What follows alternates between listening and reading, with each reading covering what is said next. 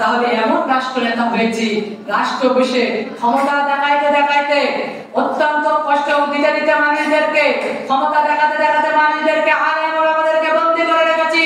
সুতরাং যারা আলেম ওলামাদেরকে বন্দী করেছে, কোরআনের কর্মীদেরকে বন্দী করেছে, খুব মান করে শোনো, ইসলাম বিরোধী যারা আছে তাদেরকে বাংলার জমিনে ঠাঁই হবে না। কথা বলেন ঠিক কিনা? এখন বলেন তো, যারা ইসলামের বিরুদ্ধে কাজ করেছে একটাও কি বাংলার জমিনে আছে না পালানোর জন্য প্রস্তুত নিচ্ছে?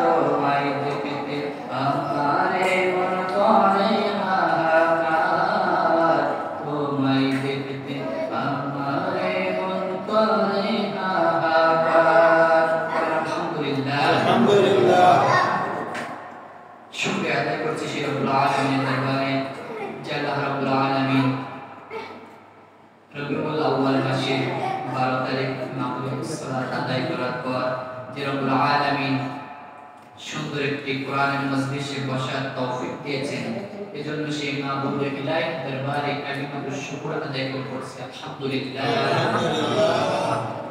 সাথে সাথে দুরূদ ও সালাম পেশ করছি যে নবী আগমন করে অসভ্য মানুষগুলোকে সভ্য বানিয়েছেন, অভদ্র মানুষগুলোকে ভদ্র বানিয়েছেন, সেই নবীর প্রতি সংক্ষিপ্ত আকারে দুরূদ ও সালাম পেশ করছি, শুকর করছি সাল্লাল্লাহু আলাইহি ওয়াসাল্লাম। সেই সমস্ত মুজাহিদ ভাই বোনদের প্রতি তাদের দোয়ার মাগফিরাত কামনা করছি, যারা দ্বীনের জন্য, ইসলামের জন্য, কোরআনের জন্য বুকের তাজা রক্ত জমিনে বিলীন করে দিয়েছে। সেই সমস্ত ভাই বোনদের দোয়ার মাগফিরাত কামনা করে আমরা তাদের জন্য দোয়া করছি, সকলে করছি আল্লাহুম্মা আমিন। তো দেখেন, আজকে যে বিষয়টি নিয়ে আলোচনা করার কথা হচ্ছে সেটা হলো রাসূল করিম সাল্লাল্লাহু আলাইহি ওয়াসাল্লামের জন্ম। মিলাদ বলা হয় বা সিরাত বলা হয়। সুতরাং মিলাদ শব্দের অর্থ হলো জন্ম। মিলাদ শব্দটি এসেছে মিলাদ শব্দ থেকে, যার অর্থ বৃত্তান্ত, জন্ম বৃত্তান্ত। এখন বৃত্তান্ত বলতে একটা বোঝায় না অনেকগুলা বোঝায়? বলেন, একটা না অনেকটা? শুধু যদি জন্ম বলা হতো তাহলে একজনকে বোঝানো হতো, আর এখানে জন্ম বৃত্তান্ত বলা হয়েছে, তাহলে এখানে একটা বোঝায় না, কিন্তু অনেকটা বোঝানো। তো দেখেন, আমরা মিলাদও মানি, সিরাতও মানি, কারণ এই দিন উপলক্ষে কয়েকটা ইখতিলাফ আছে। আপনারা বিশ্বাস না হয় দেখে নেবেন, ইতিহাস সিরাত গ্রন্থ অর্থাৎ নবীজির জীবনী আল বিদায়া ওয়ান নিহায়া দ্বিতীয় নাম্বার খণ্ডে 282 পৃষ্ঠায় 282 পৃষ্ঠায় এর কিছু কয়েকটা দিন ইখতিলাফ করা হয়েছে।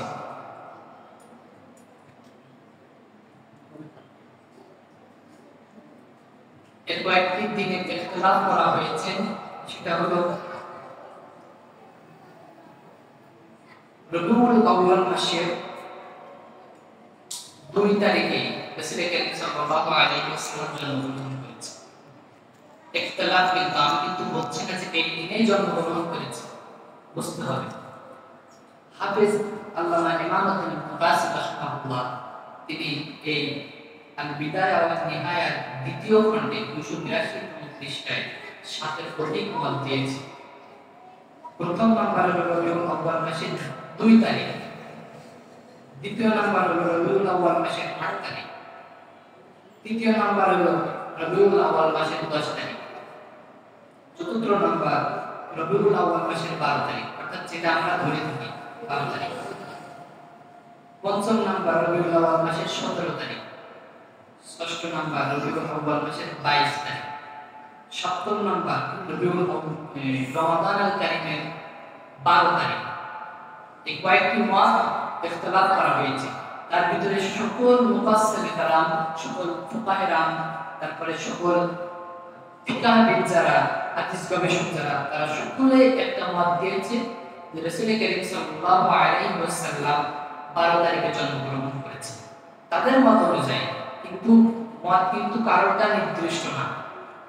তবে সবারে রাসূল করিম সাল্লাল্লাহু আলাইহি ওয়াসাল্লাম জন্মগ্রহণ করেছে এটা নির্দিষ্ট, এটা হাদিস দ্বারা প্রমাণিত, কিন্তু আজকে রাসূল জন্মগ্রহণ করেছে এটা নির্দিষ্ট না।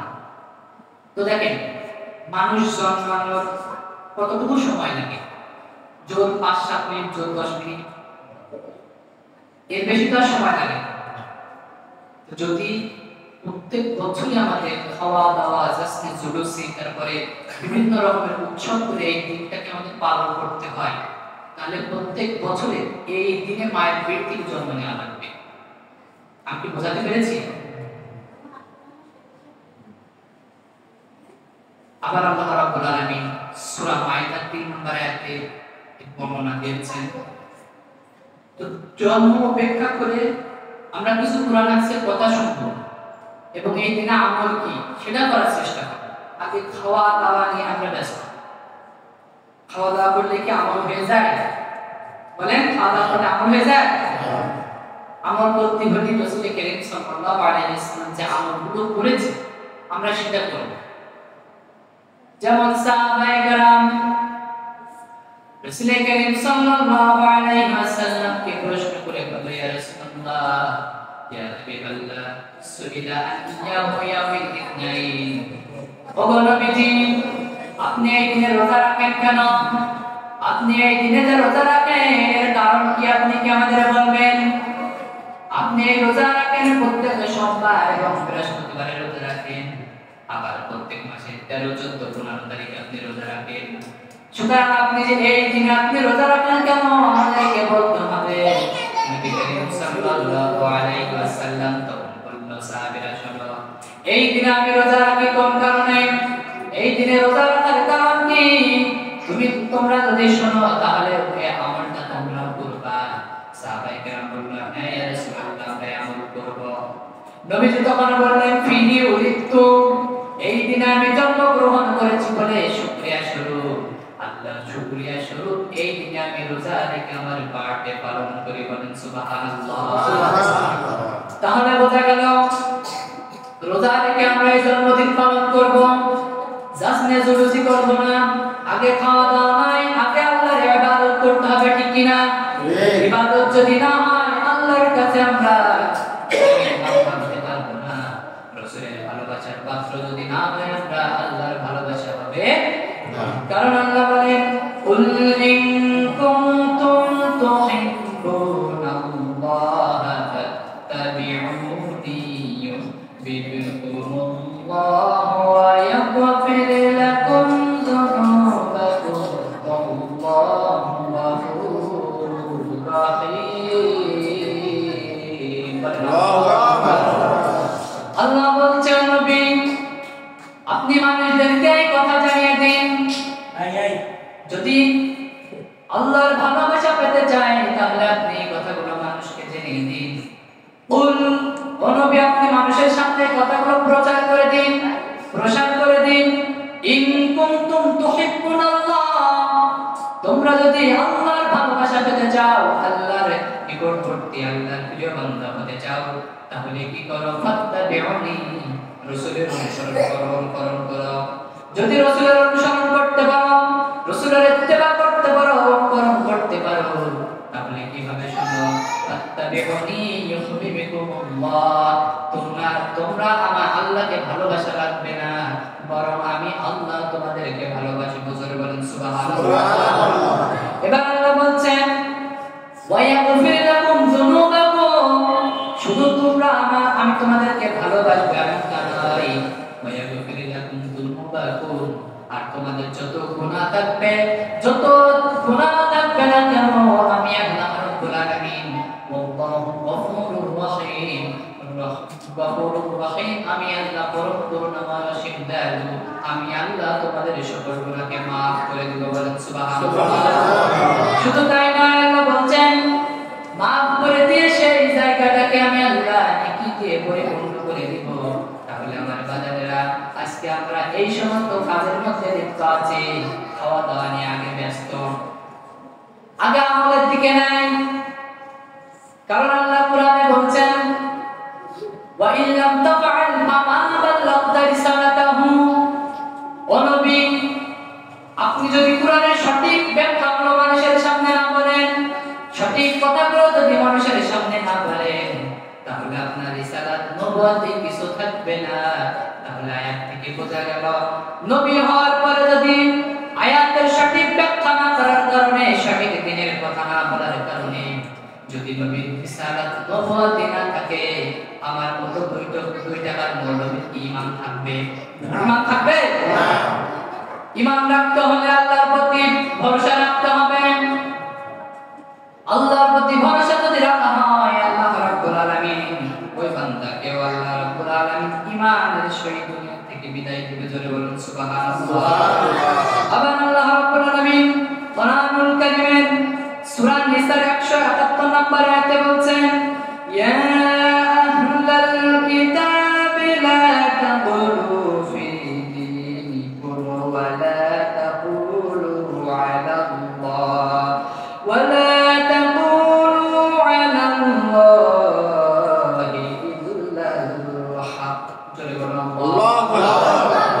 আল্লাহ রাব্বুল আলামিন এই আয়াতে কি বলছে দেখেন, দিন নিয়ে এত বাড়াবাড়ি কেন?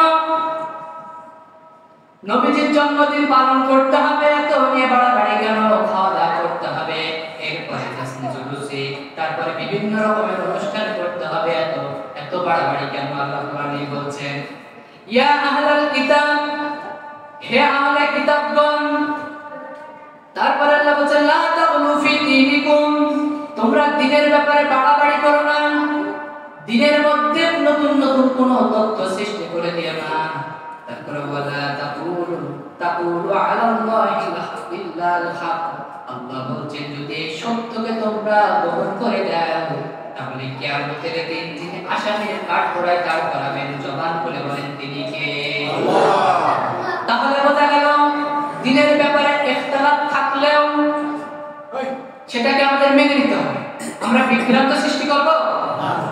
এখন যদি কেউ বলে যে নামাজের ভিতরে বুকে হাত বাঁধতে হবে, কি নাভির নিচে হাত বাঁধতে হবে, লম্বা টুপি পরা যাবে না, পরশুটি পড়তে হবে, চিরা পাঞ্জাবি পরা যাবে না, গোল পাঞ্জাবি পড়তে হবে, এই সমস্ত ইখতিলাফ কি করা যাবে? যদি আমরা এভাবে ইখতিলাফ করতে থাকি, মানুষ নামাজ যায় না, পুলিশ চলেছে না।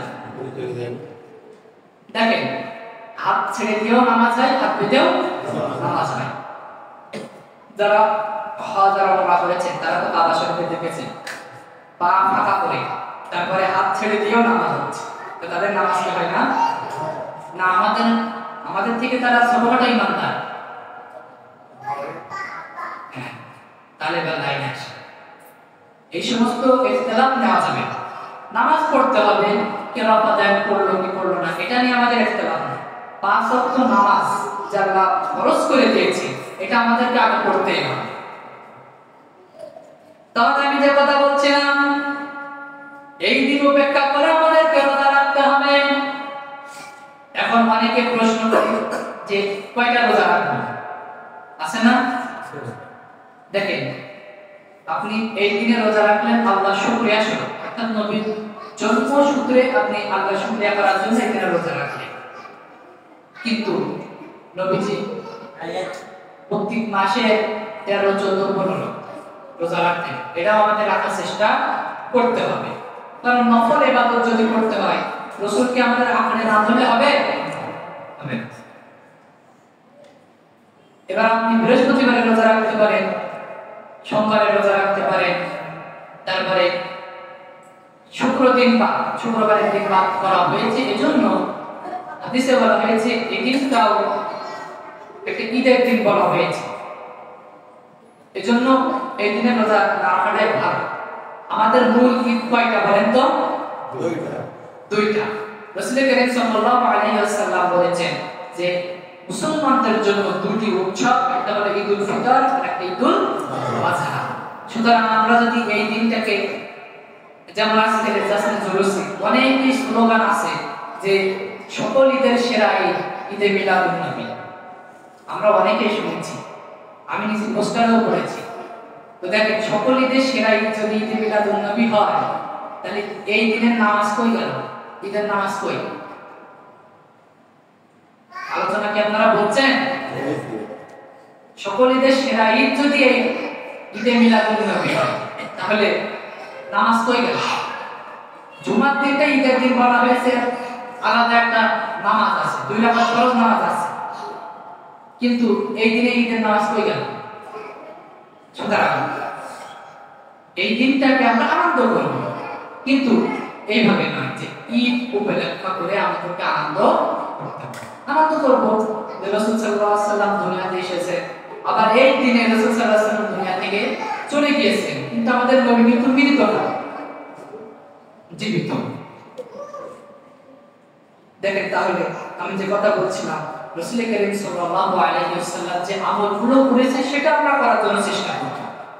আপনারা খাওয়া দাওয়া করতে পারেন, তাতে আমার ইখতিলাফ নেই যে খাওয়া যাবে না এমন কেন, তবে আগে যে আমলের দরকার সেটা তো করাতে হবে। সেটা আমরা বাদ দিলাম, আল্লাহর ভালোবাসা পাচ্ছি না, রাসূলের ভালোবাসা পাচ্ছি না, তাহলে খাওয়া দাওয়া নিয়ে ব্যস্ত। এখন তো দেখেন খাওয়া দাওয়াতে আমাদের একটা মানে এখানে মানুষ ভর্তি বলে মনে হয় না। দেখেন আমাদের পাশে কি অবস্থা। তো আগে খাওয়া দাওয়া নিয়ে ব্যস্ত কেন? আগে আমল করতে হবে। কিয়ামতের দিন আল্লাহ এমন এক আবেদ বান্দা রাখবেন, এটাকে বলবেন বান্দা। যে বান্দা দুনিয়াতে পাপের কোনো কাজ করে নাই, পাপের যে একটা কাজ, এমন একটা দাগ যে ফেরেশতারা খাতায় দিবে এমন কাজও করে নাই, এমন একজন ব্যক্তিকে কিয়ামতের দিন আল্লাহ ডাকবেন, ডেকে বলবেন উদখুলুল জান্নাতা বিরহমাতি। ও বান্দা, তুমি আমার দয়ায় জান্নাতে চলে যাও, আমার রহমতে জান্নাতে চলে যাও। ওই লোকটা তখন বলবে, ওগো আল্লাহ, আমি আজকে তোমার দয়ায় জান্নাতে যেতে চাই না, বরং বাল বিআমালি, বুখারীর বর্ণনা, বাল বিআমালি, আমার আমল দিয়ে আমি জান্নাতে যেতে চাই। ওগো আল্লাহ, আমি আমার আমল দিয়ে জান্নাতে যাব, আজকে তোমার রহমতে আমি জান্নাতে যাব না। খুব ভালো করে শুনবেন হাদিসটা। এই কথা বলার পর আল্লাহ বলবে, বান্দা তুমি কি বললে? আজকে তুমি আমার আমল দিয়ে জান্নাতে যেতে চেয়েছো, কিন্তু আমার রহমত দিয়ে তুমি জান্নাতে যেতে চাও নাই। তুমি কি এটা ভেবেছো? ওই ইবাদতকারী বান্দা, আবেদ বান্দা তখন বলবে, হ্যাঁ আল্লাহ, আমার আমল দিয়ে আমি আজকে জান্নাতে যাব, তোমার রহমতে আমি জান্নাতে যেতে চাই না। কয়েকবার আল্লাহ প্রশ্ন করবেন, করার পরে ফেরেশতাদেরকে ডাকবেন, ডেকে বলবো, আমার ফেরেশতারা শোনো, বান্দা কি বলল? সে নাকি আমার দয়ায় জান্নাতে যেতে চায় না, সে তার আমল দিয়ে জান্নাতে যেতে চায়। আমি ওই বান্দা দুনিয়াতে থাকার পর যত নিয়ামত দিয়েছি, রহমত করেছি, কোনো কিছু দরকার নাই। ও ফেরেশতারা, ও যে 3.5 হাত ঘড়ি দিয়েছি, এতটুকু দরকার নাই। সুতরাং ও যে 2টা চক্ষু দিয়েছি, এই চক্ষু নামক নিয়ামতের মধ্যে ওয়া ইন তা'উদ্দু নি'মাতাল্লাহি লা তুহসুহা, আল্লাহ বলছেন, আমি আল্লাহ যে নিয়ামত দিয়েছি, আমার নিয়ামতের গণনা করে শেষ করা কখনো সম্ভব হবে? আল্লাহর নিয়ামত গণনা করে শেষ করা যাবে না। আল্লাহর নিয়ামতের শুকরিয়া শেষ করা সম্ভব হবে না। দেখেন, আল্লাহ তখন বলবেন, ও আমার ফেরেশতারা, ওই বান্দার 3.5 হাত ঘড়ির মধ্যে যে কপালে 2টি চক্ষু নামক নিয়ামত দিয়েছি, এই নিয়ামতের 2টা চক্ষু নামক নিয়ামতের দরকার নাই, একটা চক্ষু নামক নিয়ামত নাও। আর আমি আল্লাহ ওই বান্দা দুনিয়াতে থাকার পর যত রহমত দিয়েছি, যত নিয়ামত দিয়েছি, ততটুকু পরিমাণ একটা পাল্লায় রাখো। আর ওই বান্দার চক্ষু নামক নিয়ামত যে পাল্লায় রাখবা, ওই একটা পাল্লাতে রাখো।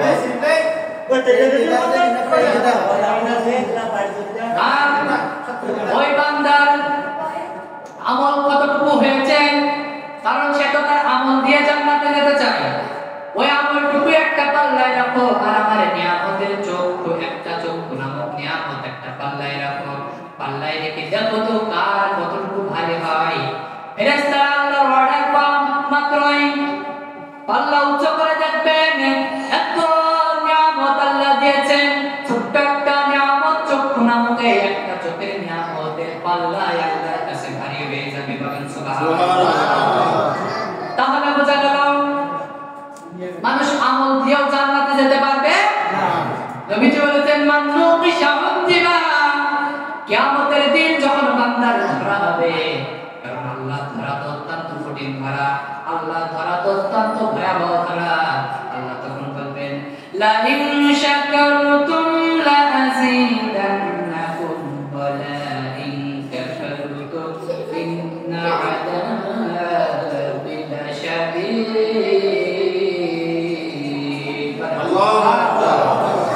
দেখেন আল্লাহ কি বলছেন, লা ইন শাকারতুম লা আযীদান্নাকুম, ও বান্দা দুনিয়াতে থাকার পর যদি আমি আল্লাহর নিয়ামতের শুকরিয়া আদায় করতে, তাহলে আমি আল্লাহ এই নিয়ামতটাকে তোমার জন্য কিয়ামত পর্যন্ত বাড়ায় দিতাম। বলেন সুবহানাল্লাহ।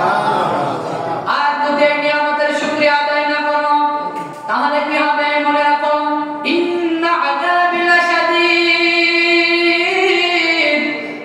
আল্লাহ বলছেন অত্যন্ত ভয়াবহ আযাব তোমার জন্য রেখে দিয়েছি। তাহলে বোঝা গেল দুনিয়াতে থাকার পর আমল করতে হবে, আল্লাহর শুকরিয়া আদায়ও করতে হবে। আল্লাহর শুকরিয়া আদায় না করলে আল্লাহ কখনো তার ঈমানদার বান্দা বানায় না। দেখেন তাহলে ওই বান্দার এত আমল, আমলের শেষ নাই।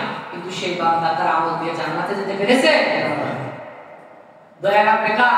আল্লাহ। আল্লাহ দয়া, আল্লাহ রহমত লাগবে, না হলে জান্নাতে যাওয়া সম্ভব হবে না। আবার দেখেন যে রোজাটা আমরা রেখেছি আজকে এবং অন্য দিনে যে নফল রোজাগুলো আছে সেগুলো যদি রাখি, নবীজি বলেছেন যে রোজাদার ব্যক্তিদের জন্য রায়্যান নামক জান্নাতের একটা দরজা আছে, ওই দরজা দিয়ে শুধু রোজাদার ব্যক্তিরা প্রবেশ করবে, আর অন্য ব্যক্তি প্রবেশ করতে পারবে। যারা রোজা রাখে, রমজান মাসের রোজা এবং অন্যান্য যে সমস্ত রোজাগুলো আছে, যারা রোজা রাখে তাদের জন্যই আল্লাহ রাব্বুল আলামিন ওই রায়্যান নামক দরজা দিয়ে তাদেরকে জান্নাতে প্রবেশ করাবেন। বলেন সুবহানাল্লাহ। তাহলে আমরা আগামী থেকে চেষ্টা করব ইনশাআল্লাহ যে রোজা রাখা। রাজি আছেন তো আপনারা? ইনশাআল্লাহ। দেখেন আজকের মূল আলোচনা ছিল যে নবীজির জীবনী সম্পর্কে। নবীজি জন্মানোর পরে বলেন তো 40 বছর আগ পর্যন্ত নবীজির কোনো বাধা ছিল? বলেন বাধা ছিল? জন্মের আগে বাবা মারা গেছে, জন্মের কিছুদিন পর মা মারা গেল, এরপরে জন্মসূত্র থেকে বয়স বাড়তে বাড়তে বাড়তে বাড়তে 40 বছর পর্যন্ত হয়ে গেল। নবীজির কোনো বাধা নাই, কোনো অত্যাচার নাই, বরং কাফেররা নবীজিকে আল আমিন আস-সাদিক বলে উপাধি দিয়েছিল। দিয়েছিল না? সত্যবাদী, আপনি একজন আলামী, সত্যবাদী, আপনার মধ্যে কোনো ভুল নাই। এবার দেখেন 40 বছর পরে যখন রাসূল নবুয়ত প্রাপ্ত হয়ে গেলেন, বলেন তো যে আরবের লোকেরা, যে কাফের মুশরিকরা নবীজিকে আল আমিন ভালোবেসেছিল, সত্যবাদী বলে উপাধি দিয়েছিল, যখন নবুয়ত প্রাপ্ত হয়ে গেলেন তখন কি ভালোবেসেছে না অত্যাচার করেছে? রাসূল করিম সাল্লাল্লাহু আলাইহি ওয়াসাল্লাম 40 বছর আগ পর্যন্ত তার কোনো বাধা নাই, 40 বছর আগ পর্যন্ত তার কোনো অত্যাচার করে নাই, বরং কাফেররা তারা আলামিন বলে উপাধি দিয়েছিল। নবীজি 40 বছর আগ পর্যন্ত শিবে আবু তালেবে 3 বছর বন্দী হয়েছিলেন। তার পূর্বে নবীজি 3 বছর গোপনে গোপনে কোরআনের দাওয়াত দিয়েছেন। এবার যখন 3 বছর গোপনে দাওয়াত দিলেন, দাওয়াত দেওয়ার পরে যখন আল্লাহ আয়াত নাযিল করে জানিয়ে দিলেন ওয়া আনজির আশীরাতাকাল আকরাবিন,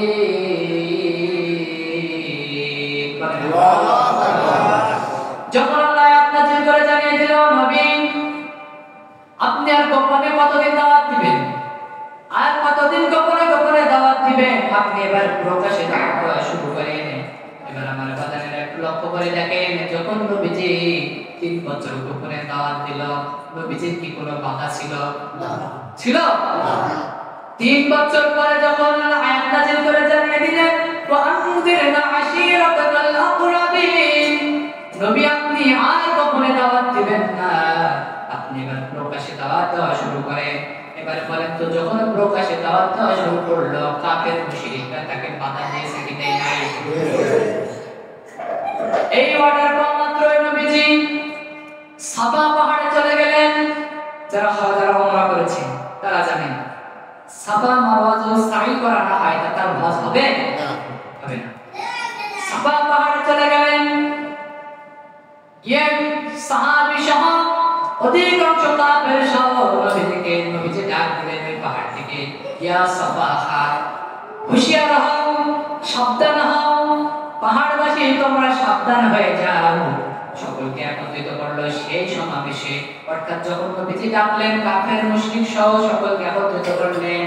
করার পরে নবীজি বলল তোমরা কি জানো আমার প্রতি আল্লাহ একটা আয়াত নাযিল করে জানিয়ে দিয়েছেন? কাফেররা তখন বলল ইয়া রাসূলুল্লাহ, কে? আমরা তো জানি না, আপনি তো সত্যবাদী, আপনি আমাদেরকে বলে দিন কি আল্লাহ কোন বিষয় নাযিল করে আপনাকে জানিয়ে দিয়েছেন? নবীজি তখন বললেন আল্লাহ আমাকে রাসূল বলে উপাধি দিয়েছে, আমাকে আল্লাহ রাব্বুল আলামিন নবুয়ত প্রাপ্ত করে দিয়েছেন, আল্লাহ ওহী নাযিল করে গারে হেরা অর্থাৎ হেরা গায় কুরআন নাযিল করে দিয়েছেন, তোমরা কি আমার এই কথা মানবা? কাফের মুশরিক সবাই বলল রাসূল এবার পাগল হয়ে গেছে, নবীজি এবার পাগল হয়ে গেছে, গর্ব হয়ে গেছে, তাচ্ছিল্য করে নবীজিকে গালাগালি দেওয়া শুরু করলো। সেই সমাবেশে আবু লাহাব উপস্থিত রয়েছে। এবার আবু লাহাব বলল, নবীজির আপন চাচা আবু লাহাব বলল, ও আব্দুল্লাহর বেটা মুহাম্মদ, তোমার প্রতি আল্লাহ কোরআন নাযিল করে আজকে তোমাকে রাসূল উপাধি দিয়ে দিল, তুমি কি এই আয়াতটা মানবা? নবীজি বললেন, আমার আল্লাহ যা আমাকে অর্ডার করে দিয়েছেন এই অর্ডারের বাইরে কোনো আমি অর্ডার দুনিয়ার কোনো মানুষের অর্ডার মানতে চাই না। বলেন সুবহানাল্লাহ। এবার দেখেন নবীজি যখন এই কথা বললেন, আবু লাহাব সেই সমাবেশ থেকে বলল, তাব্বাল্লাকা ইয়া মুহাম্মদ, ও মুহাম্মদ তুমি ধ্বংস হয়ে যাও, মুহাম্মদ তুমি ধ্বংস হয়ে যাও, দুনিয়া থেকে চলে যাও। তোমাকে আমরা নবী বলে একজন আল-আমিন বলে উপাধি দিয়েছি, এটা আমরা আর মানি না, বরঞ্চ তুমি বা দুনিয়া থেকে চলে যাও, দুনিয়া থেকে ধ্বংস হয়ে যাও। বলেন তো নবীজি আল্লাহর প্রেমিক বান্দা হওয়ার পরে আল্লাহকে এই কথা সহ্য করেছে? বলেন।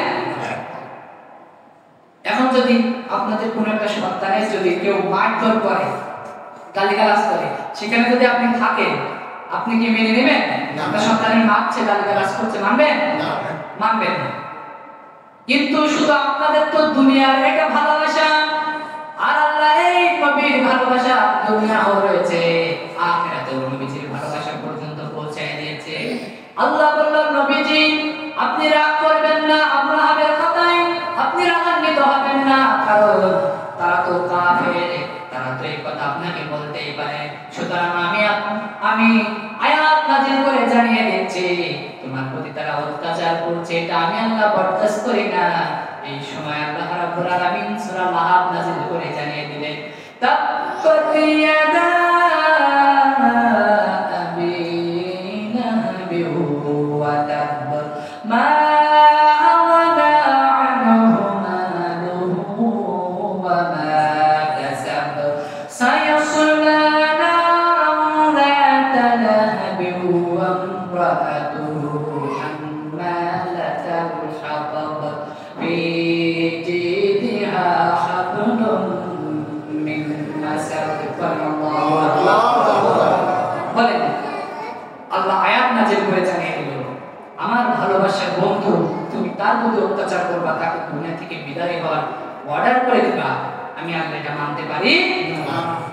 আল্লাহ বললেন, তাব্বাত ইয়াদা আবি লাহাব ওয়া তাব, ও আবু লাহাব, আমার বন্ধু নবীজি দুনিয়া থেকে বিদায় হবে না, দুনিয়া থেকে আমার বন্ধু চলে যাবে না, বরঞ্চ তুমি নিজে ধ্বংস হবে এবং তোমার দুহাত ধ্বংস হয়ে যাবে। বলেন সুবহানাল্লাহ। দুহাত ধ্বংস হয়ে যাওয়ার কথা আল্লাহ কেন বললেন? তার মানে এই দুই হাত দিয়ে নবীজিকে মারধর করত। কি করত? মারধর করত। মার কি মানুষ পা দিয়ে দেয়? সাধারণভাবে কি পা দিয়ে মার দেয়?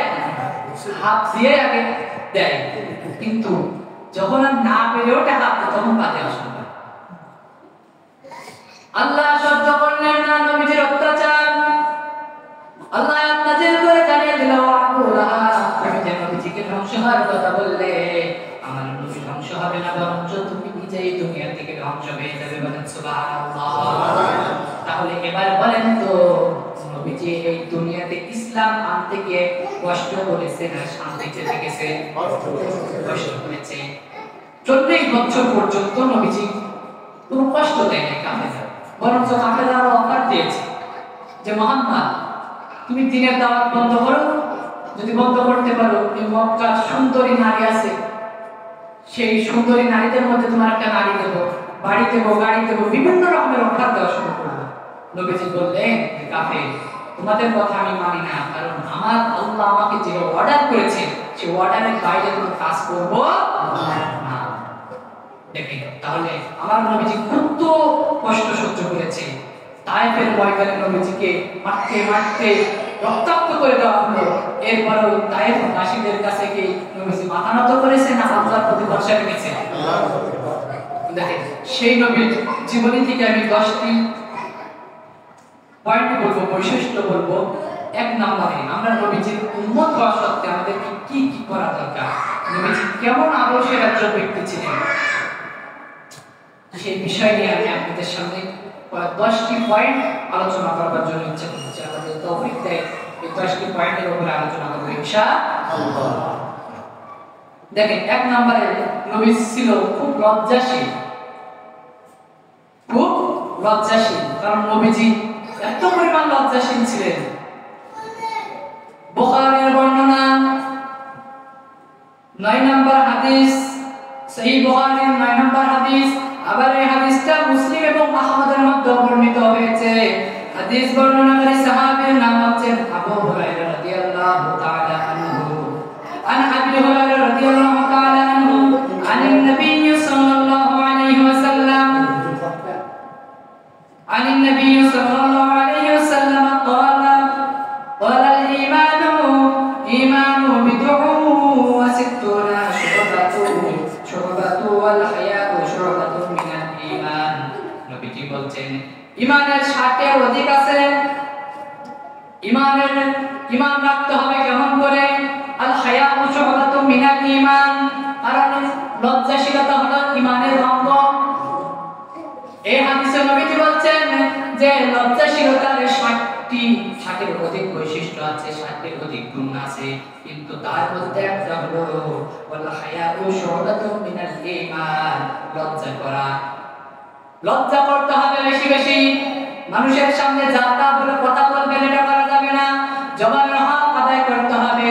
নবীজি বলেছেন আল ফাম, মুখের হেফাজত করো, ওয়াল ফারাজ, লজ্জা স্থানের হেফাজত করো। যদি বান্দা এই দুইটি হেফাজত করতে পারো, কিয়ামতের দিন আমি নবী তার জন্য শাফাআতের জিম্মাদার হয়ে যাব। বলেন সুবহানাল্লাহ। তাহলে এক নাম্বার যেটা আমরা বুঝবো, লজ্জাশীল হতে হবে। আমাদের মধ্যে আমার অনেক যুবক ভাইরা এবং অনেক বোনেরা আছে যাদের মধ্যে লজ্জা বলতে কিচ্ছু নাই। রাস্তায় দেখা যায় গেঞ্জি প্যান্ট পরে মেয়েরা ঘুরে, ঠিক না নাকি? আছে না? যারা বাবা হওয়া সত্ত্বেও এই সমস্ত কাজগুলো করে, সন্তানকে তো ধরা হবে, তার থেকে বেশি কঠিন করে ধরা হবে তার পিতা মাতাকে। কারণ আপনার তো জ্ঞান বিবেক আছে না? আপনি এই সমস্ত পোশাক পরিয়ে আপনি বাইরে ছাড়বেন কেন? এখন তো অনেক ডিজিটাল মার্কা বোরকা বের হয়েছে, দেখনা পাকনা ঝাকনা নাকনা যা আছে সব বাইরে হয়, সব করে এখন রাস্তায় বের হচ্ছে। বলেন তো এই সমস্ত বোরকা অর্থাৎ এই সমস্ত পোশাক ইসলামে জায়েজ না হারাম? হারাম। করা যাবে না। এবার হাদিসটা ভালো করে খেয়াল করেন।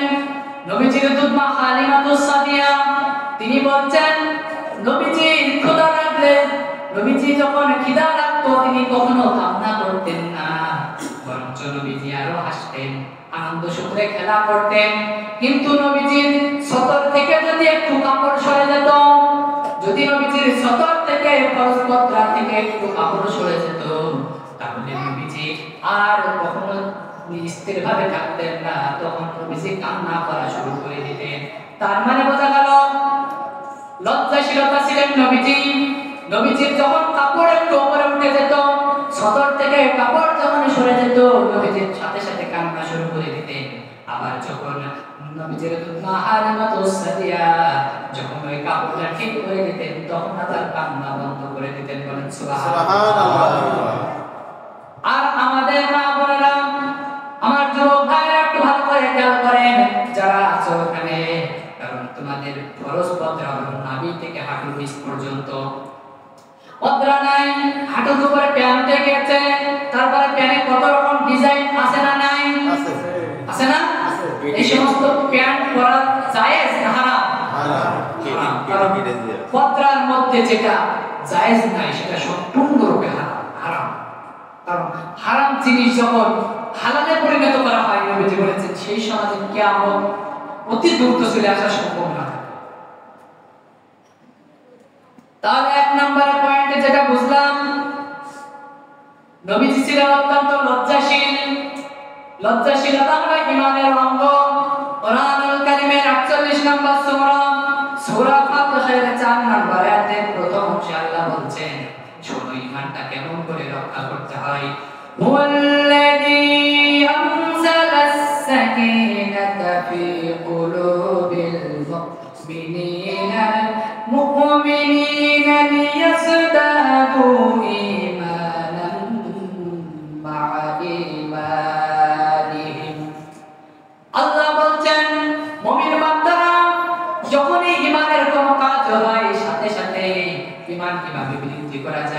ইমানটা কিভাবে আটকে ধরে রাখা যায় সেই সমস্ত কাজের জন্য প্রতিযোগিতা করে। তাহলে কি করতে হবে? ঈমান কিভাবে ধরে রাখা যায় সেই কাজের প্রতিযোগিতা করতে হবে। আবার আল্লাহ বলছেন ওয়াসারিউ ইলা মাগফিরাতিন মির রাব্বিকুম ওয়া জান্নাতিন 'আরদুহাস সামাওয়াতু ওয়াল আরদু উ'iddat লিল মুত্তাকিন। আল্লাহ বলছেন এই পৃথিবীতে যারা দুইটি জিনিসের প্রতি প্রতিযোগিতা করে, যারা দুইটি জিনিসের প্রতিযোগিতা করে আমি আল্লাহ তাদেরকে অবধারিতভাবে জান্নাত রাখি। এক নম্বরে হলো আল মাগফিরা, আল্লাহর কাছে ক্ষমা চাই বেশি বেশি। দুই নম্বরে হলো আল জান্নাত, যে ব্যক্তি জান্নাত পাওয়ার জন্য ভালো ভালো কাজ করে, নেকির কাজ করে, এই কাজগুলো যারা করবে তাদের জন্য আমি আল্লাহ জান্নাত অবধারিত করেছি। বলেন সুবহানাল্লাহ। তাহলে আমরা শুধু এক কাজে শুনবো আর একটা বায়ান করব। আল্লাহ বলেন সামি'না ওয়া আতা'না, শুনবো এবং মানবো, মানার চেষ্টা করব। তাহলে এক নাম্বার যে পয়েন্টটা বললাম, আমি বলেছি নবীজির জীবনী চরিত্রের মধ্য থেকে 10টি গুণ আমি আলোচনা করব। তার মধ্যে এক নাম্বার যেটা হলো নবীজি খুব লজ্জাশীল ছিলেন। কি ছিল? লজ্জাশীল। দ্বিতীয় নম্বরে নবীজি ছিলেন সত্যবাদী। কারণ নবীজির থেকে পৃথিবীতে আর কোনো সত্যবাদী হবে না। হবে না। হয়েছে না। প্রত্যেক নবীরা ছিলেন সত্যবাদী। সকল নবীদের থেকে আল্লাহ রাব্বুল আলামিন আমার নবীকে আরো অত্যন্ত ভালোবেসে সত্যবাদী উপাধি দিয়েছেন। আল্লাহ রাব্বুল আলামিন কোরআনুল কারীমের 3 নম্বর সূরা আলে ইমরানের 200 নম্বর আয়াতে আল্লাহ রাব্বুল আলামিন বললেন, অর্থাৎ একেবারে শেষ নম্বর আয়াত, ইয়া আইয়ুহাল্লাযীনা আমানু সবিরু ওয়া সাবিরু ওয়া রাবিতু ওয়াত্তাকুল্লাহা লাআল্লাকুম তুফলিহুন। আল্লাহু আকবার। আল্লাহ রাব্বুল আলামিন বলছেন, ইয়া আইয়ুহাল্লাযীনা আমানু, হে ঈমানদারগণ, নুসবিরু ওয়া সাবিরু, তোমরা ধৈর্য ধারণ করো। কারণ সত্যবাদী হলে তুমি যদি হকের কথা বলো, দ্বীনের কথা বলো, হকের দ্বীনের জন্য কাজ করো, তাহলে ওই কাফেররা তোমার অত্যাচার করবে, অত্যন্ত মারধর করবে, অত্যন্ত অত্যাচার করবে। নবী আপনি কখনো ধৈর্য হারাবেন না, কারণ আপনি যদি ধৈর্য ধরেন এটা ঈমানের একটা লক্ষণ। তারপরে বলছে ওয়ারাবিতু ওয়াত্তাকুল্লাহ, আর যারা সুপ্রতিষ্ঠিত হয়, কারণ আল্লাহ রাব্বুল আলামিন নবীজিকে দ্বীন দিয়ে, ইসলাম দিয়ে সুপ্রতিষ্ঠিত করে দিয়েছে। বলেন সুবহানাল্লাহ। তারপরে বলছেন ওয়াত্তাকুল্লাহ, যে ব্যক্তি আল্লাহর প্রতি ভয় রাখে, আল্লাহর প্রতি তাওয়াক্কুল করে, লাআল্লাকুম তুফলিহুন, আশা করা যায় তাদের প্রতি আল্লাহ রহমত দিবেন, তাদের প্রতি আল্লাহ বিজয় দান করবেন। এবার বলেন তো, নবীজির ধৈর্য ধরার কারণে নবীজির প্রতি বিজয় দান করেছেন কে? আল্লাহ। তাহলে বোঝা গেল নবীজি সত্যবাদী ছিলেন। সত্যবাদী হতে হলে এই দুনিয়াতে মার, জেল, জুলুম, অত্যাচারিত হতে হবে। আবার নবীজি বলেছেন আল উলামা ওয়ারাসাতুল আম্বিয়া, আলেমগণ হলো নবীগণের ওয়ারিস।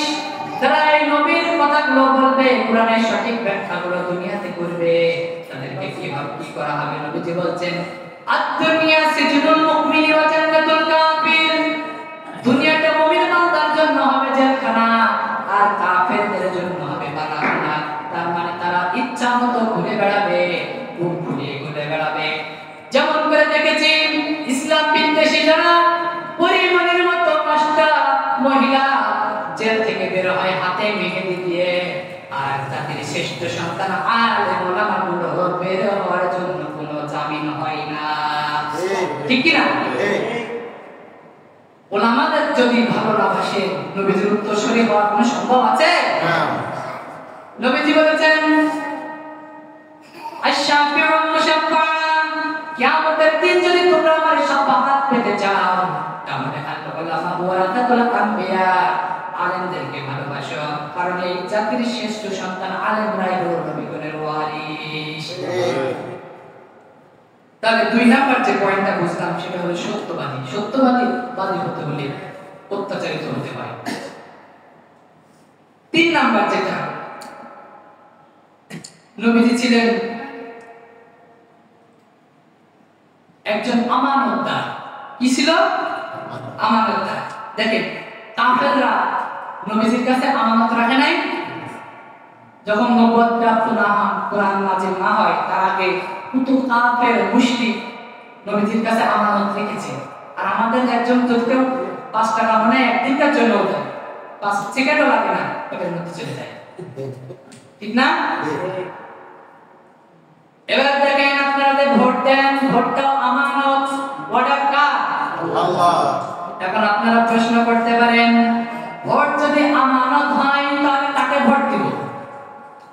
আল্লাহ রাব্বুল আলামিন কোরআন কারীমে বলছেন, ইন্নাল্লাহা ইয়া'মুরুকুম আন তু'আদ্দুল আমানাত। আল্লাহ রাব্বুল আলামিন বলছেন, যারা আমানতদার, রাষ্ট্রীয় পর্যায়ে যারা আমানতদার আছে, অর্থাৎ পৃথিবীতে যারা আমানতদার হবে, তারা তার আমানতটাকে নির্দিষ্ট জায়গায় পৌঁছায় দেবে। কি করবে? আমি আপনি ভোট দিই বিরোধী দলে, এর জন্য দায়ী কি আল্লাহ না আমরা? আমানতদার ব্যক্তি যদি চিন্তা হয় তাহলে কি করতে হবে? তার ভিতরে দিনদার থাকতে হবে, পরহেজগার, নামাজি ব্যক্তি। কোন ব্যক্তি নামাজ পড়ে তাকে ভোট দিয়ে রাষ্ট্রীয় ক্ষমতা দিতে হবে।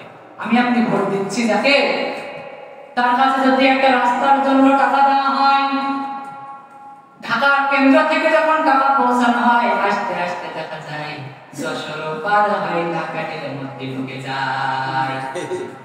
ঠিক না? এবার বুঝেন, তাহলে আমানত যদি দিতে হয় নির্দিষ্ট জায়গায় দিতে হবে। ভোটটাও আমানত। আপনি যদি ভোটটা নির্দিষ্ট ভালো জায়গায় না দিতে পারেন, তাহলে এর জন্য দায়ী কিন্তু আল্লাহ না, এর জন্য দায়ী অন্য কেউ হবে না, যে দিবে সেই দায়ী।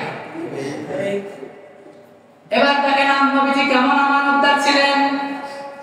নবীজি যখন মক্কা থেকে মদিনায় চলে যাবেন, কাফেরদের অত্যাচারে যখন নবীজি মক্কা থেকে মদিনায় হিজরত করবেন, নবীজির আপন চাচাতো ভাই আলী রাদিয়াল্লাহু তাআলা আনহুকে ডেকে বলছে, আলী, আমার কাছে যে কত কাফের মুশরিক অত্যন্ত ভাবে অন্যান্য যারা আছে তারা আমানত রেখে দিয়েছে, এই আমানতগুলো আমি নবীজি ওর আমলে তারা দিয়ে রেখেছে, একটা জিনিসের খেয়ানত করি নাই।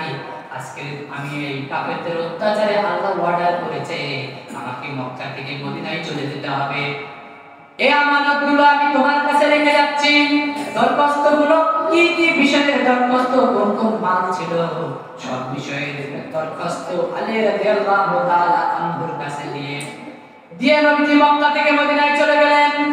নবীজি মক্কা থেকে মদিনায় হিজরত করে চলে গেলেন। যাওয়ার পর বলেন তো এবার ওই আমানতটা একজনের কাছে ছিল, আরেকজনের কাছে চলে গেল কিনা? ছিল নবীজির কাছে, কিন্তু সেই আমানতটা চলে গেল আলীর কাছে। এবারে আলী রাদিয়াল্লাহু তাআলা আনহু নবীজির চাচাতো ভাই, আবার নবীজির চাচা ফাতেমা রাদিয়াল্লাহু তাআলা আনহার স্বামী। দেখেন আলী রাদিয়াল্লাহু তাআলা আনহুকে যখন নবীজি এই দায়িত্বটা দিয়ে গেলেন, আমানত যেন খেলাপ না হয়, আমানতের খেয়ানত যেন না হয়ে যায়, আলী তুমি যার যার আমানত সেই জায়গায় পৌঁছায় দিবা। এবার আলী রাদিয়াল্লাহু তাআলা আনহু কাফেরদেরকে ডেকে বলছে, কাফেররা, এই তোমাদের আমানত নবীজিকে আল্লাহ অর্ডার করেছে মক্কা থেকে হিজরত করে মদিনায় চলে যাওয়ার জন্য। নবীজি মক্কা থেকে মদিনায় চলে গেল, আমানত আমার কাছে রেখে গিয়েছে, আমি তোমাদের আমানত যার যার আমানত তার কাছে ফিরিয়ে দিতে চাই। সুতরাং আমার যে কোনো অপমান হওয়ার কাজ হবে এটা আমি চাই না। ঠিক না বেটি? এবার আলী রাদিয়াল্লাহু তাআলা আনহু যার যার আমানত তার কাছে পৌঁছায় দিলেন। বলেন তো নবী সহ নবীজির চাচাতো ভাই দুইজনের একটাও কি আমানতের খেয়ানত করেছে? না, করে নাই। যার যার আমানত তার জায়গায় তাহলে বোঝা গেল 10টি পয়েন্টের মধ্যে 3 নাম্বার পয়েন্ট যেটা সেটা হলো নবী ছিল একজন অত্যন্ত আমানতদার। আমাদের এটা হতে হবে, আমানতদার হতে হবে। আমানতদার মধ্যে নাই তার ঈমান। 4 নাম্বার নবী ছিলেন একজন ন্যায় বিচারক। অত্যন্ত সাবিরা নবীজির কাছে চলে আসতো, অত্যন্ত দূর থেকে এসে নবীজির কাছে বিচার দিতেন। নবীজি সেই ঘটনাগুলো সম্পূর্ণভাবে শুনে নবীজি ন্যায় বিচারক করতেন, কারণ ন্যায় বিচার করা হলো তাকওয়ার কাছাকাছি। আল্লাহ রাব্বুল আলামিন কোরআনুল কারীমের 5 নম্বর সূরা মায়েদার 8 নম্বর আয়াতের মাঝের অংশে আল্লাহ বলছেন ইউদিলু হুয়া আকরাবুল তাকওয়া, কারণ ন্যায় বিচার করা হলো তাকওয়ার কাছাকাছি, তাকওয়ার নিকটবর্তী। ও নবী, তুমি যখন ন্যায় বিচার করবা তখন আল্লাহর আরো নিকটবর্তী হয়ে যাবে। বলেন সুবহানাল্লাহ। তাহলে বোঝা গেল নবীজি কি ন্যায় বিচারক ছিলেন, না বিচার পেলে মানে কোয়ালিটি খাটিয়ে তার জনপদের মানুষগুলোকে ছাড় দিয়ে দিতেন? তাই করতেন তো? বুখারীর বর্ণনায় দেখেন মাকসুমিয়া গোত্রের কুরাইশী একজন মহিলা, অত্যন্ত সম্ভ্রান্ত পরিবারের একজন মহিলা, অত্যন্ত উচ্চ ফ্যামিলির একজন মহিলা, যাদের বিরুদ্ধে কোনো কথা নাই, যাদের বিরুদ্ধে কোনো অপবাদ নাই, এমন একজন মহিলা চুরি করে ধরা পড়ল। একটা চুরি করেছে, তাও ধরা পড়ে গেছে। ধরা পড়ে যাওয়ার পরে সাহাবায়ে কেরাম নবীজির কাছে প্রশ্ন করবেন, অর্থাৎ নবীজির কাছে এই মহিলাকে নিয়ে যাবেন। এবার বলেন তো, এই সম্মান সম্ভ্রান্ত পরিবারের একজন মহিলা যখন ওই নবীজির কাছে গিয়ে বিচার দেওয়া হবে, নবীজি কি নিজের মতো বিচার করবেন না আল্লাহর অর্ডারে বিচার করবেন? এবার নবীজি তার নির্দিষ্ট স্থানে আছে। এবার সাহাবায়ে কেরাম কি করলো, ওই মহিলাকে ধরে এবার তার নির্দিষ্ট বিচার করার জন্য একটু যেন বিচারটা কম করে করা হয়, যেন বেশি টাইট করে না করা হয়। এই বিচার এমন কথা সাহাবায়ে কেরাম বলা করছে যে সাহাবীরা আমরা তো সকলে একত্রিত জায়গায় আছি, কিন্তু এই মহিলার কিছু বিচারে যেন একটু কম করা হয়। এই কথা এবার নবীজির কাছে কে বলবে? মিথ্যা কথা নবীজির সামনে কে কেউ বলতে পারতো? বলতে পারতো না। কিন্তু নবীজি যখন ন্যায় বিচারক, তাহলে কেমন বিচার করেছে দেখেন। সাহাবায়ে কেরাম বলছেন নবীজির কাছে এই কথা কে নিয়ে যাবেন যে এই মহিলার বিরুদ্ধে যে মামলাটা আছে যেন একটু কম করে বিচার করা হয়, এত টাইট যেন না করা হয়। এবার এই বিচার কে নিয়ে যাবে? সাহাবায়ে কেরাম বলল নবীজি উসামা ইবনে যায়েদ রাদিয়াল্লাহু তাআলা আনহুকে অত্যন্ত বেশি ভালোবাসেন, অত্যন্ত বেশি ভালোবাসেন কাছের মানুষ। তাহলে ওই উসামা ইবনে যায়েদ রাদিয়াল্লাহু তাআলা আনহুর কাছে এই কথা পৌঁছে দিয়ে যেন নবীজির কাছে পৌঁছে দেওয়া হয়, এই পরিকল্পনা নিলেন। সাহাবায়ে কেরাম উসামা বিন যায়েদ রাদিয়াল্লাহু তাআলা আনহুর কাছে গিয়ে কথা বললেন। উসামা বিন যায়েদ রাদিয়াল্লাহু তাআলা আনহু নবীজির কাছে চলে গেলেন, কে নবীজিকে বিস্তারিত ঘটনা বর্ণনা করলেন। করার পরে বলল, ইয়া রাসূলুল্লাহ, এই মহিলা একটু বিচারটা একটু কম করে করা হবে, এত টাইট করা হবে না। নবীজি সম্পূর্ণ আলোচনা শুনে নবীজি কি করলেন? নবীজি যখন বললেন, ও আমার সাহাবীরা শোনো, তোমরা ওই সম্ভ্রান্ত পরিবারের একজন মহিলা কেন? কারণ আমি তো অন্যায়কে ছাড় দেই না, অন্যায়কে জ্বালাই আমি নবী প্রতিহত করি। বলেন সুবহানাল্লাহ। এবার নবীজি নির্দিষ্টভাবে বিচার করছেন। নবীজি বলল, সাহাবীরা শোনো, যে বিচার তুমি নিয়ে এসেছো এই বিচার কেন? আমি নবী তো আমার নিজের মতো কোনো বিচার করতে পারি না, আল্লাহর অর্ডারে বিচার করি। সুতরাং যে ব্যক্তি চুরি করে ধরা পড়েছে সেই চুরির যে পরিমাণ শাস্তি আছে সেই পরিমাণ শাস্তি দেওয়া হবে। সুতরাং শুধু তাই নয়, এই চুরি যদি ওই সম্ভ্রান্ত পরিবারের মহিলা না করে আমার নিজের মেয়ে ফাতেমাও করতো, আমি নবীজি এই ফাতেমার মামলাটাও করতে দ্বিধাবোধ করতাম না। সুবহানাল্লাহ। তাহলে বোঝা গেল নিজের মেয়ের জন্য নবীজি ছাড় দেন নাই। ছাড় দেবে? যার যার যেভাবে বিচার সেভাবে নবীজি বিচার করবে। তাহলে আমরা বিচার করি কেমন? নিজের সংগঠনের লোক হইলে, নিজের দলের লোক হইলে যখন বিচার করা হয় তখন এমন ভাবে কোয়ালিটি করি মনে হয় সে একেবারে আল্লাহর ওলি ফেরেশতার মতো হয়ে গিয়েছে, তার কোনো মামলাই নেই। কথা ঠিক কিনা? মামলাদার ব্যক্তি কখনো আল্লাহর নবীর কাছ থেকে ছাড় পায় না। তাহলে নবীজি ছিলেন একজন অত্যন্ত কঠিন বিচারক, যে বিচার থেকে নবীজির বাইরে যাওয়ার কোনো সুযোগ ছিল না।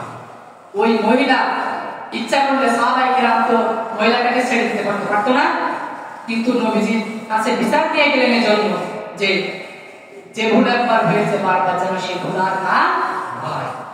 আজকে বলেন তো আমার দেশে কি এই সমস্ত বিচার আছে?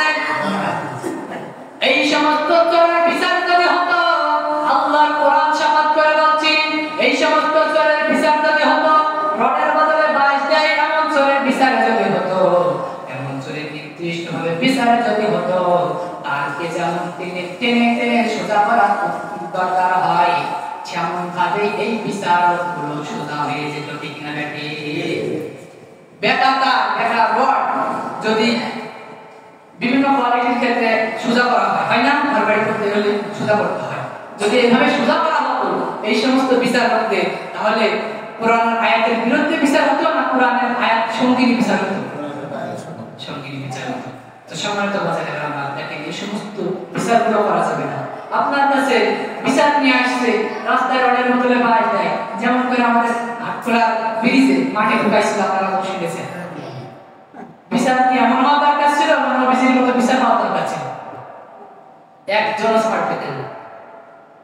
5 নাম্বার যে বিষয়টা, নবী সাল্লাল্লাহু আলাইহি ওয়াসাল্লাম তিনি অত্যন্ত কষ্ট পেয়েছেন কিন্তু কাউকে কষ্ট দেন না, অর্থাৎ নবীজি বিনয়ী ছিলেন। নবীজি কি ছিল? বিনয়ী। কারণ নবীজি আল্লাহর রহমানের একজন বান্দা ছিলেন। নবীজিকে আল্লাহ ওয়াদা দিয়েছেন, নবীজি মারুক যাই করুক না কেন, দেশ থেকে বিতাড়িত করুক, কোনো আশা যায় না, কিন্তু আপনাকে একটা কাজ করতে হবে, সেটা হলো আপনাকে সবর ধারণ করতে হবে, ধৈর্যশীল হতে হবে। আপনি কখনো ধৈর্যের বাইরে যাবেন না। তো দেখেন আলোচনা অনেক লম্বা, সময় আজানের সময় হয়ে যাচ্ছে, আমি সংক্ষিপ্ত আকারে আলোচনা করে ছেড়ে দেব।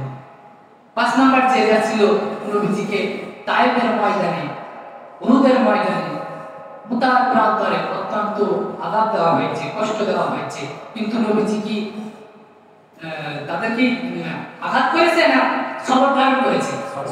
সবর ধারণ করেছে, ধৈর্যশীল করেছে।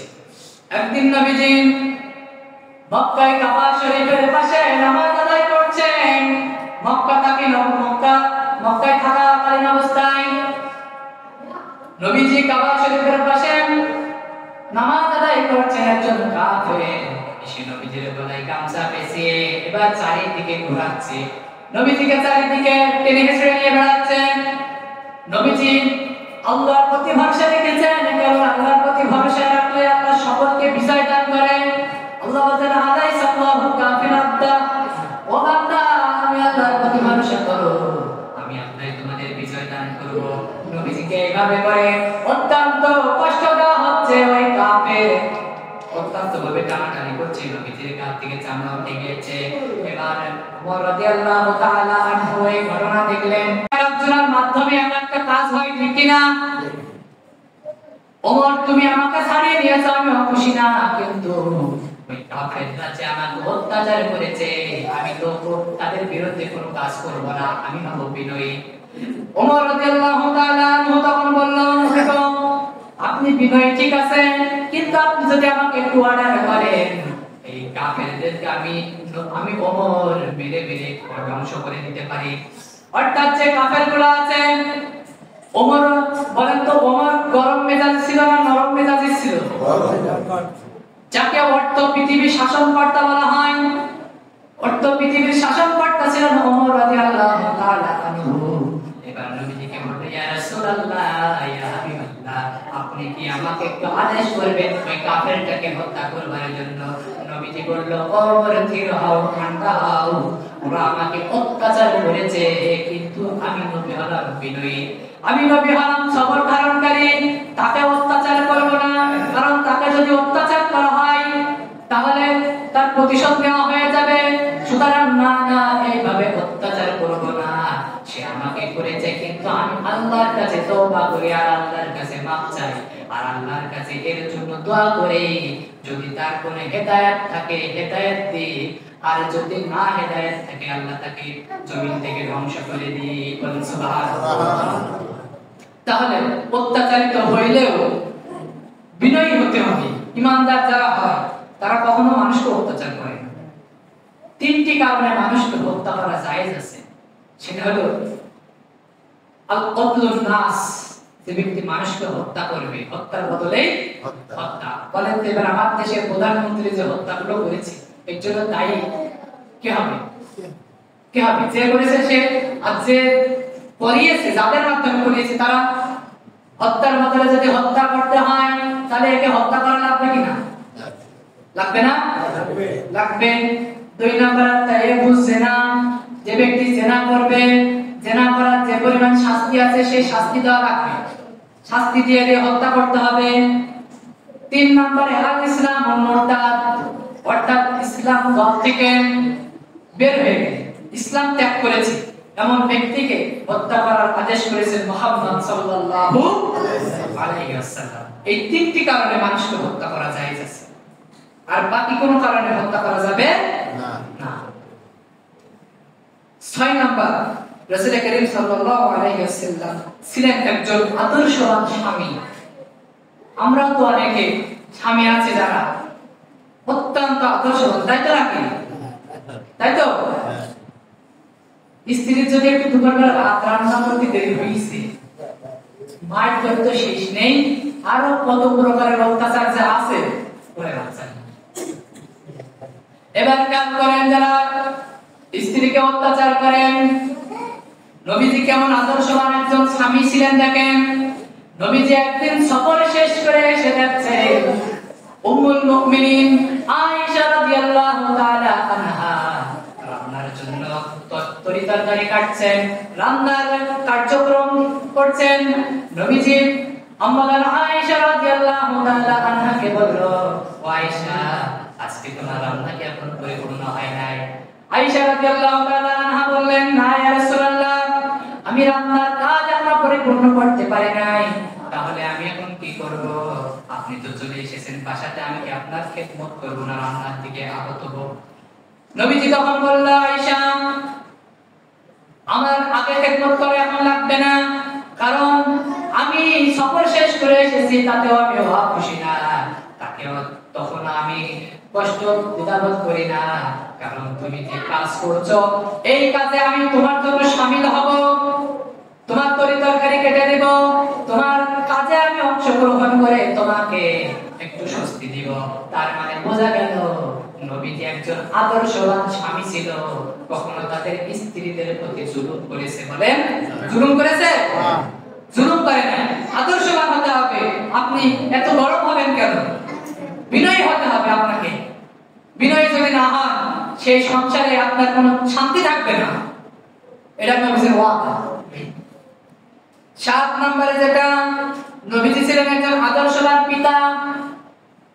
কারণ নবীজির যত সন্তান ছিল কোন সন্তানকে নবীজি অত্যাচার করেন নাই। আর আমার সমাজে এমন পিতা দেখা যায় যদি একদিন কাজে না যায় বাড়ি থেকে বার করে দেয়, ভাত বন্ধ করে দেয়, ঠিক কি না?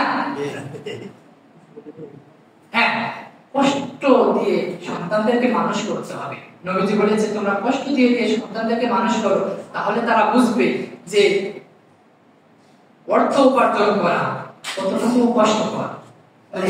আদেশ না, কিন্তু তাই বলেই না যে মারতে হবে, বের করে দিতে হবে, এটা করবেন কেন? আপনি যদি আদর্শবান পিতা হন তাকে বুঝাতে হবে। একদিন কাজে যেতে পারে না, কিন্তু তার ভিতরে আপনি বিভ্রান্ত করবেন, এটা নবীজির চরিত্র ছিল না।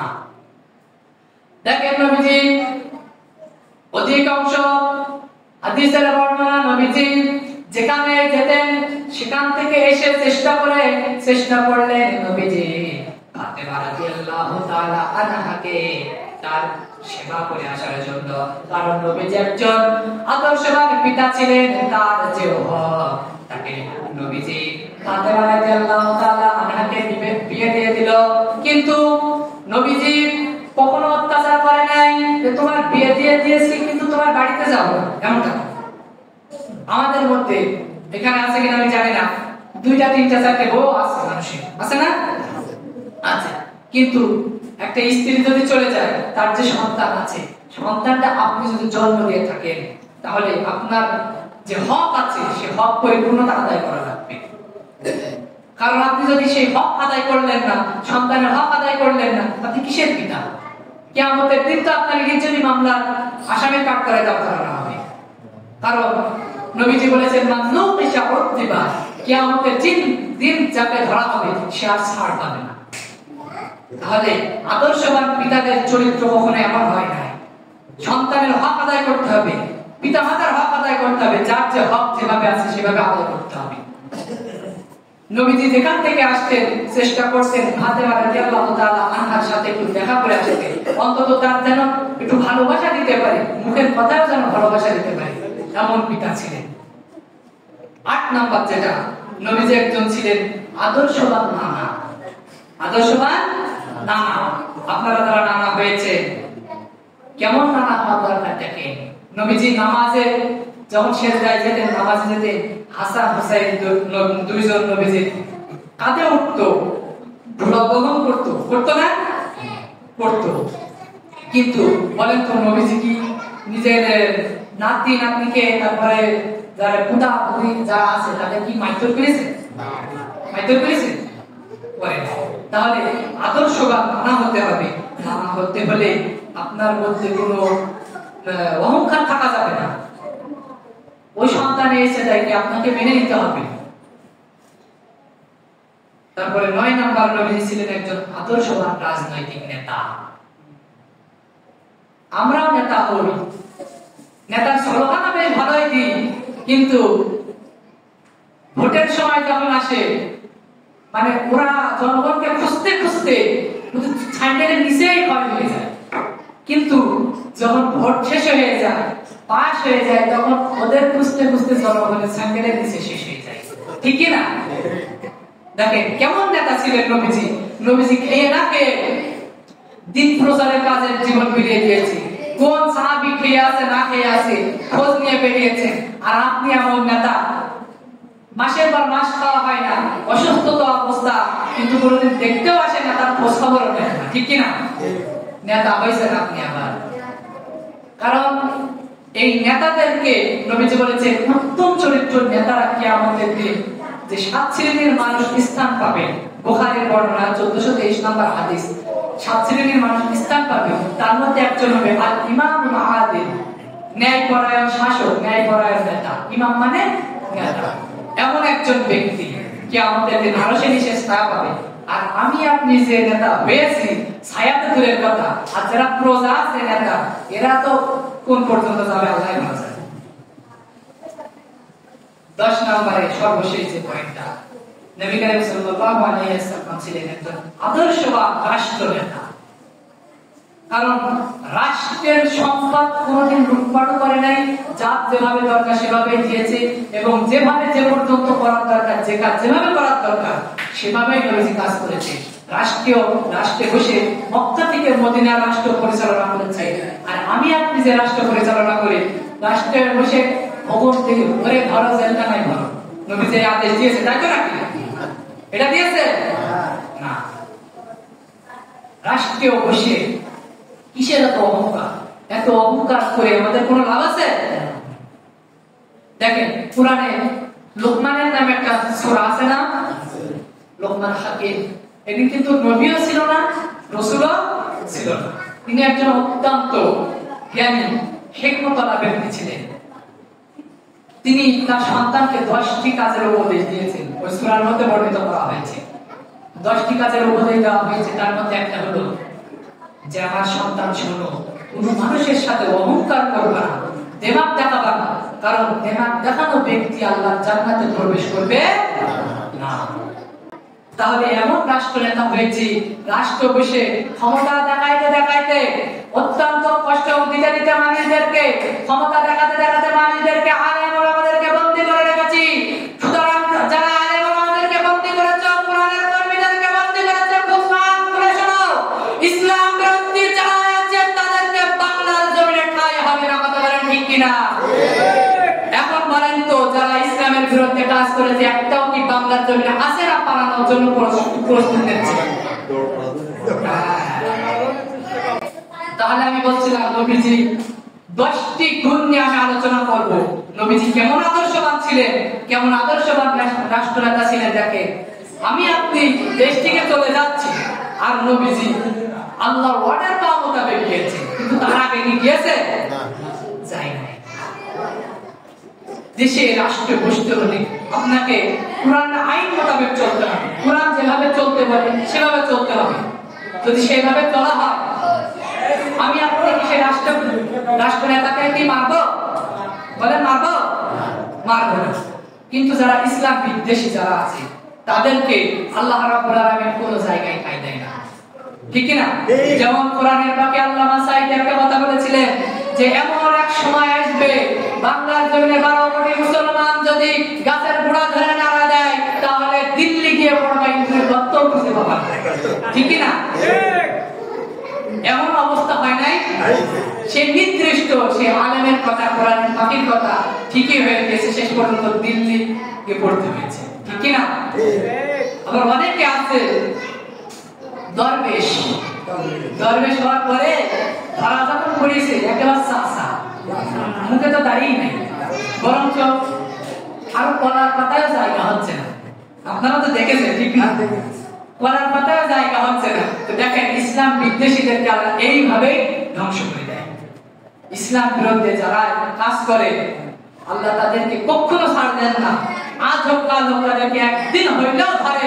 আল্লাহ বলে আমি আল্লাহ ধরা কিন্তু অত্যন্ত কঠিন ধরা।